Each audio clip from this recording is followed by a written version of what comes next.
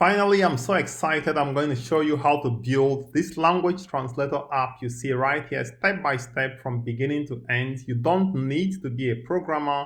You don't need a ChatGPT subscription. You don't need internet connection. Everything is going to be locally installed. The language model and the application will be locally installed on your system. And in about 5 to 10 minutes, we are going to complete this procedure. It's going to be really amazing. And if this has been informative for you, please subscribe to my channel by smashing that subscribe button below, and also like this video. Leave me a comment to tell me, Kindson, you are doing great. This kind of motivates me to keep making these lessons for you. And so let's get started. So first, let's test out what we have. I'm using the language model called Mistral, although I have a bunch of them installed locally. So let's start with Hindi, because I have many Indian friends. So let me start with Hindi. So let's ask a question. How are you? It's not a question answer, it's a translator. How are you doing today? And let's see if it translates it correctly. I don't know Hindi, so if you are Indian there, please write a comment and tell me this translation is correct or it's not. And of course, if I'm missing your language, please also let me know. I can add your language to the list. That is not a problem. Yeah, so it says Kaise ho raha hai aaj. I don't know if I got it right, so if you please let me know. And also maybe you can try, maybe I have Nigerian Pidgin. We speak many languages in Nigeria, so that's why I didn't put all those languages. I just say, maybe I try just Pidgin. You be how today no do. Okay, so and it gave another a Yoruba translation to it. Okay, that's fine. Okay, so let's go ahead to solve, to build this LLM. So let's go ahead to build the application right now. So first you need an IDE. An IDE is the tool or application that helps you type codes. We are going to actually copy and paste. The complete program is on my GitHub repository. You can actually look at the link and get the complete program just in case you make a mistake. So what you need to do is to open a new folder. So I'm going to open, but I'm going to create a new folder. So I'm going to just click on new folder, and I'm going to call it Translator app. And I'm going to just click on open. And after now, I'm going to just open the terminal. Just click on new terminal. Again, before you start, you need to have Ollama installed. I forgot to mention. So Ollama have to be installed, right? You have to run brew install Ollama if you're on Mac. If you're on Linux, follow this instruction.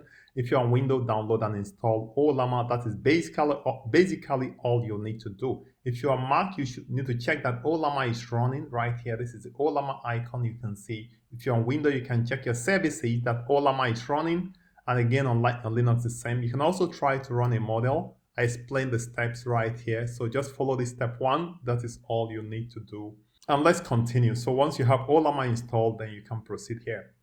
So one thing you can do, you can create a visual environment using this command. Visual environments help you isolate some of the modules or libraries for this app specifically so that it doesn't conflict with your base packages or other packages.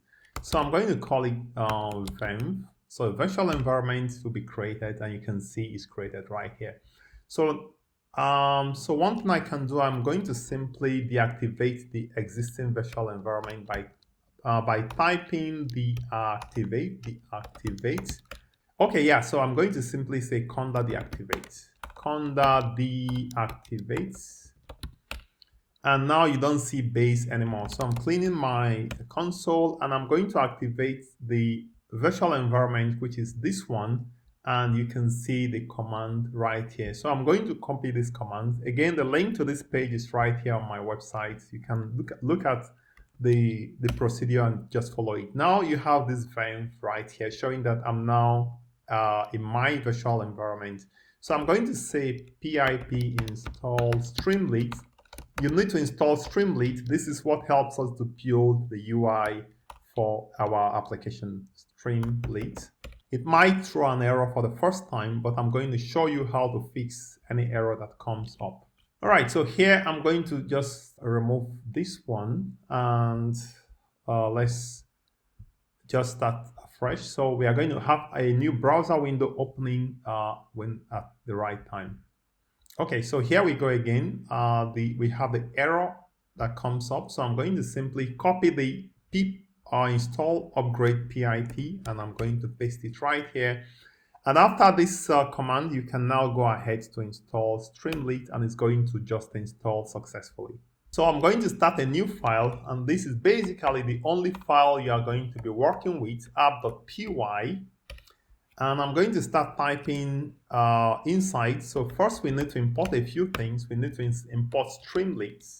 It's still not installed. Okay, it's installed now. So we also need to import requests because we are going to be making API call to our local language model. So we need to set the page config, that is basically the title of the page and all that. So I'm going to say st.set page config, and we need page title, and I think page title should just be fine. Maybe we'll have to use page icon, robot face, layout. I need it to be centered, and I think the page config is okay.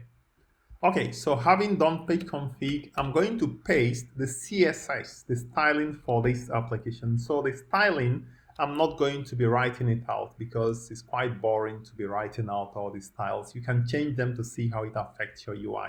So this is all our styling pasted right here. Okay, having our styling pasted, we need the title and the subtitles. So we have, the title is going to be, it's a multilingual translator, right? There are some little icons I have. I'm going to just paste them. So this subtitle, you also use a markdown to paste it to create it like this. So I have on my clipboard, so I simply paste it. So now this is where we actually start doing something interesting. So first we need a sidebar. Remember we had the sidebar where we select the language. We also select the model. So we are going to use with st the sidebar. Okay. Now I'm going to say st dot header settings. That is fine. So let's check if it got it right. So with st dot header settings, so I have this little range icon I normally like to use for settings, and language select box. Let's see. Okay, let's remove this language for now. Let's have the model first. We have model selection, because in selecting the language, I need to add little icons to that. So we have language selection. I'll have to create a variable language options is equal to, and you see all this, right? So I don't need all of these abbreviations. So it's basically the same, but I've just added little icons just to make the UI look a little bit appealing. So now we are going to display the selection. So I'm going to say target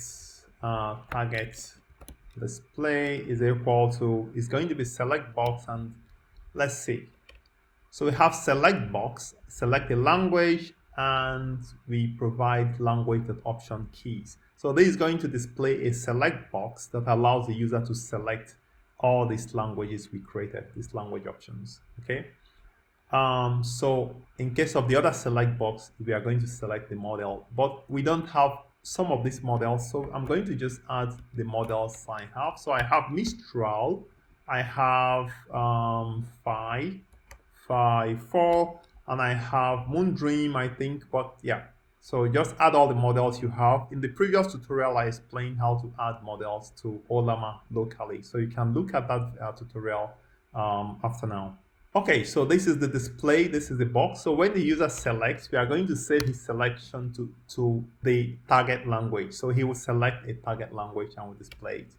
Okay, so now we need to create the input area. So this input area is going to be, okay, so we have the header, enter language to translate, text to translate, and height is equal to 200. Okay, so I think it's fine. Instead of calling this input text, I'm going to call it text to translate. I'm going to call it text to translate, and it's going to be a text area, xt.text area, text to translate. Okay, so I'm going to add a little edit icon here that shows that this is editable, and I need this, instead of 200, let's make it 140. And we have a little placeholder here, and I think this should be just fine. So we have our text to translate what is entered in the text box. Okay, we need a translate button. So we have st.button translate. So we have a translate button. Okay, so let me remove everything. We have the translate button. So let me kind of remove everything from here. So let's take it that if not text to generate, then we have a warning that says, please enter some text to generate. Else, you are going to initiate a spinner that, so when it's trying to make the call, we need a spinner to spin.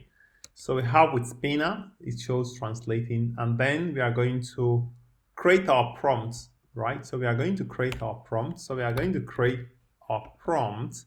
So our prompt is going to say, translate the following text, translate the following English text, because we are translating from English to our target language, and we have the text to translate.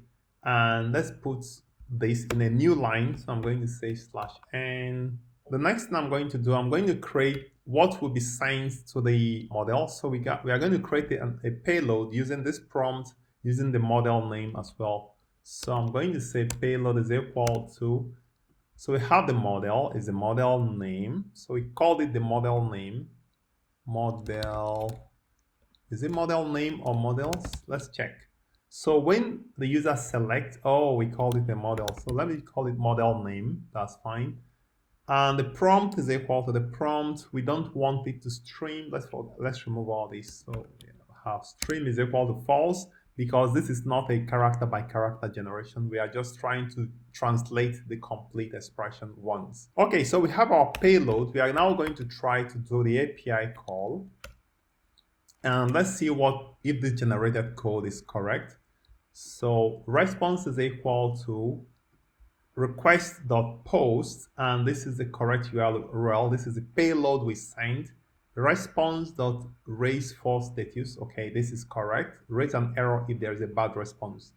Now we are going to extract the translated text from the response. Response.json. So let's get it right. So we have response.json, and we specify the key is response, and this is the response coming back, and we are going to strip it in case of there's any spaces there. Okay, so I think this is fine. Let's accept it. So it displays a result box, and it's going to give it a header, and it's going to display the translated text.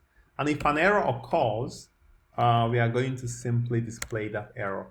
Okay.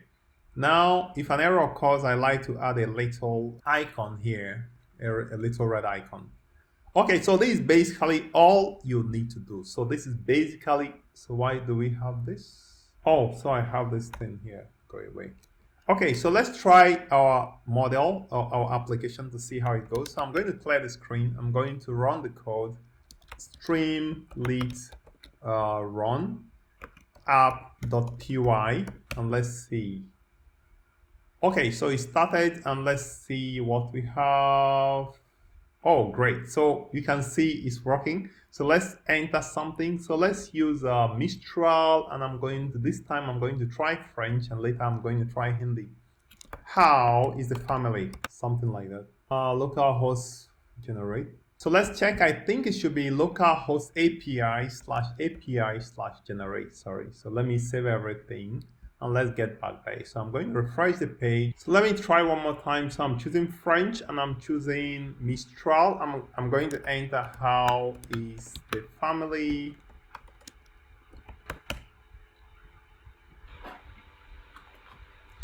Okay, so comment est la famille. Okay, let's try Hindi, and let's see what we have.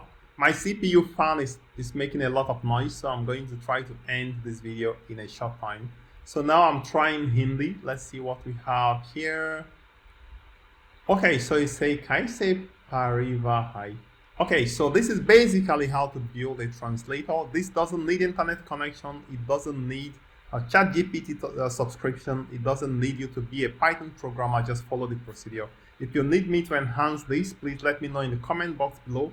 If you've not subscribed to my channel, please also hit the subscribe button below. You can support me on Patreon or support me in other ways. And we see you in the next part.